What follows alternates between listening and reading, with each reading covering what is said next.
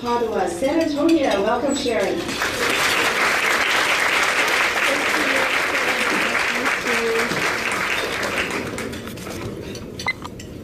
Well, thank you very much for having me. This will be my second time here in San Antonio, and I am so grateful for the opportunity to hopefully just make a little dent in some of the confusion that might be going on with God's precious children on this subject of New Age spirituality. I'm so anxious to get the word out, capital W, to get the word out to help people cut away the confusion, as Mary Jane was saying. If many of you, like me, have noticed how much New Age spirituality is creeping into every sector of our society, people approach me all the time at the talks I give across the country asking me questions like, is a medium's ability to channel spirits a gift from God? If I test the spirit and it seems like a good and loving spirit of light, why would God be upset with magic and sorcery? Is a Ouija board okay if it's an angel board? So I'm not trying to contact any evil spirits, but it's an angel board. Maybe I can get an angel to speak to me through this thing. Or what about Reiki or energy healing, or crystals, astrology? So many of these things have become so much a part of our culture that I think we've, as Mary Jane was saying, I think we've lost this sense. Perhaps a lot more teaching is needed on the subject to let people know that what's behind these practices is not the new science and quantum physics, as a lot of people will want to say. We're just now starting to understand that everything is energy and everything vibrates, and we're coming to understand the powers of the mind. It's simply amazing. These are not modern-day physics phenomenons. These are modern-day forms of ancient practices of magic and sorcery that sometimes goes all the way back to the Egyptian mystery schools and the pagan schools in ancient Babylon. So today I hope to clear up a lot of this confusion. I want to tell you about my background so you know that what brought me to Catholic Answers to begin with. I approached them and I said that you don't know me, but my name is Sharon. And my life and the lives of those around me was just torn apart as I began to learn and practice and try to live these New Age spiritualities that I learned when I was living as an actress in Hollywood, and began to embrace them and apply them to people, everyday people with real lives.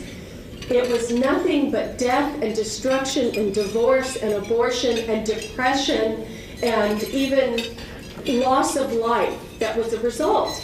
And I said, so I know the dangers of these New Age spiritualities, but what's brought me to my door, I was talking to Tim Staples at the time and some people there at Catholic Answers.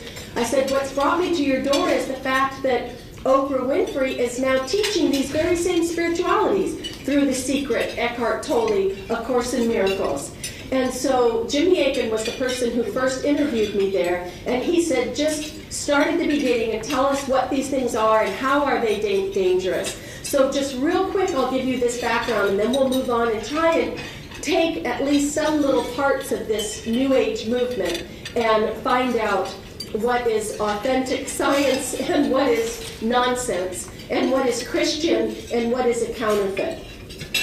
Well, as I said, I was living in Los Angeles, and I started learning from this channeled spirit, Abraham.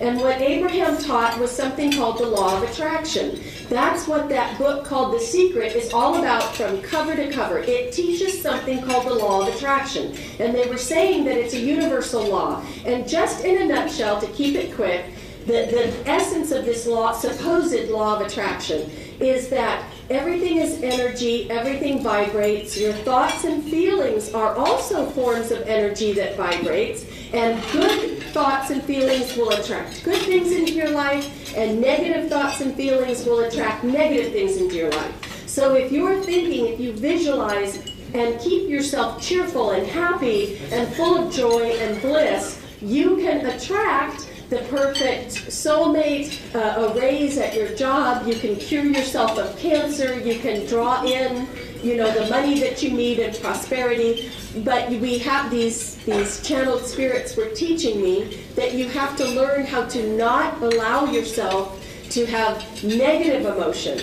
And they helped me to embrace this by telling me that in reality there was no such thing as good or bad, right or wrong. There is no sin, no evil, no hell, no devil. This spirit known as Abraham, who speaks through the woman known as Esther Hicks, said, from our broader perspective of that which you call God, we can see reality as it really is. You little humans with your little finite lives cannot see reality as it really is. So you've told each other stories and fairy tales as such you would read in the Bible, and you think there's a devil, you think there's a hell. Abraham wound up telling me, we don't know why you get all upset about something called the devil. That's a whole lot of hoopla about a whole lot of nothing.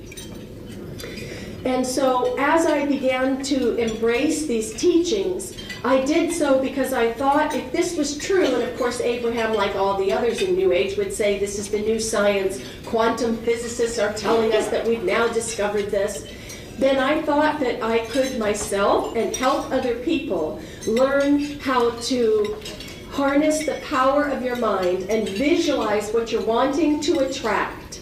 We've said if you have anything in your life, the only reason you have it, whether it's a flat tire or your house is burned down or you've got cancer, there's only one reason you have it. It's because you've attracted it with your thoughts and feelings. So change your thoughts and you can change your life. Now I thought I could take that teaching and go out and save the world. I thought people could help their loved ones with addictions, cure yourself of cancer, never be depressed again, have all the money that you need.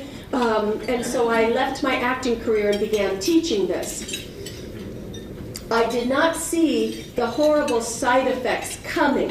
What happens to a human being when you begin thinking that I cannot feel any negative emotion, I don't want to. Abraham taught me you don't want to focus on any problems or illness.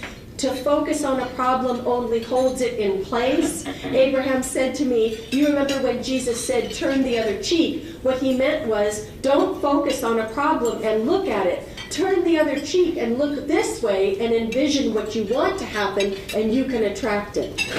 I never realized that this would make my heart very calloused, and I would very quickly become so selfish because I could no longer stand to be around suffering of any kind. And I would become frustrated with people who didn't understand. If you are suffering, you're only going to attract more of what you're trying to get rid of.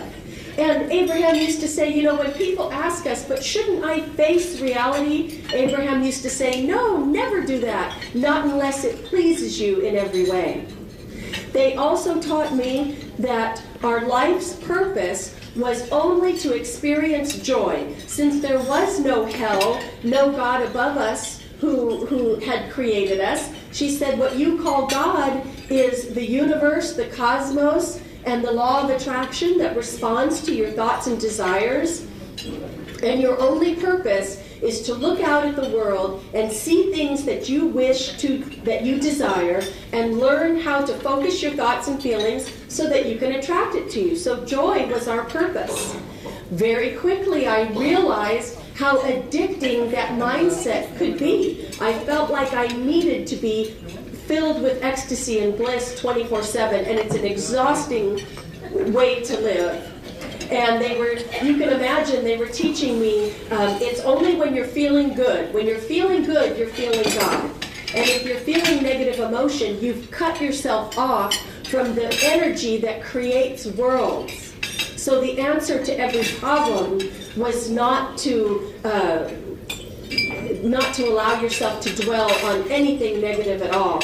And the end result of that for me was that I became very cold and callous and didn't want to be around suffering. I felt like I no longer needed to sacrifice. All of that was what I used to call negative energy. A Course in Miracles was something else that I got drawn into, and just very quickly, so this will just be a little bit of background for you, and then we'll start attacking parts of this and hopefully battling it with the truth. A Course in Miracles was a channeled writing where a spirit claiming to be Jesus spoke to a woman named Helen Schuckman and said, "This is A Course in Miracles, please take notes." And so she did.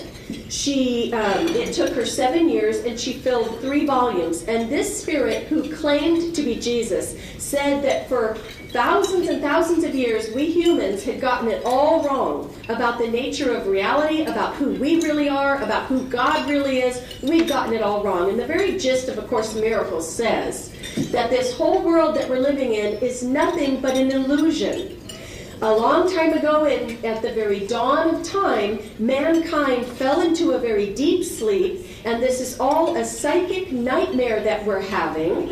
And yes, this is what A Course in Miracles teaches. And this Christ consciousness who claimed to be Jesus said that in order for humanity to wake up from this psychic nightmare, we need to convince ourselves of the supposed truth that there is no sin, there is no wrongdoing, there is no condemnation. They say there is no condemnation, for God has never judged. You have to realize that there is no hell, no sin, no wrongdoing. No forgiveness is ever necessary because no wrongdoing is ever committed. And when you hold to that mindset that all there is love, and this is all an illusion, and in truth, they say, we are at home in paradise with God and we never left. And the more you can get yourself to believe that with a lesson a day for 365 days, by the end of those 365 days, you will have raised your own vibration and the vibration of those around you. If enough people do this, the entire race of mankind will wake up from this psychic nightmare that we're having and discover that we're still at home in heaven and we've never left. We are all one, and this one is God, and all there is love. Now I ask you, what do you think happens when you begin to apply those kinds of principles to real people with real lives? The miracles they promise you never materialize. فلولا إذ جاءهم بأسنا تضرعوا ولكن قست قلوبهم وزين لهم الشيطان ما كانوا يعملون